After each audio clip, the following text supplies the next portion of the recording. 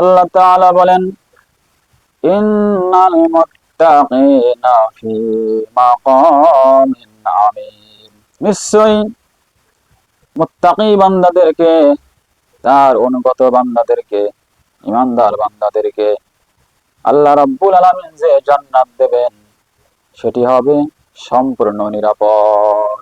সুবহানাল্লাহ। কিরকম নিরাপদ? ওই জান্নাতে কোনো চুরি ডাকাতি হবে না, হত্যা রাহাজানি, খুন, রক্তপাত, এমনকি ঝগড়া বিবাদ পর্যন্ত থাকবে না। সুবহানাল্লাহ। তারপরও আল্লাহ রাব্বুল আলামিন প্রত্যেকটি জান্নাতের চতুর্দিকে 7টি করে প্রাচীর দিয়ে দেবেন।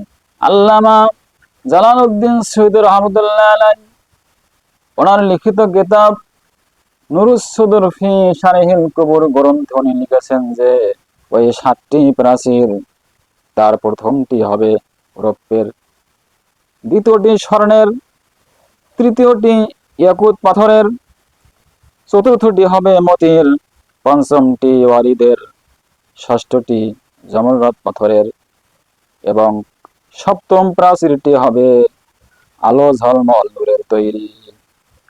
সুবহানাল্লাহ।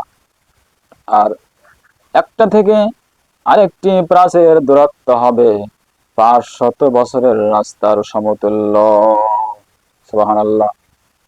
এত নিরাপদ জান্নাত আল্লাহ রাব্বুল আলামিন তার ইমানদার মুত্তাকি বান্দাদের জন্য তৈরি করে রেখেছেন।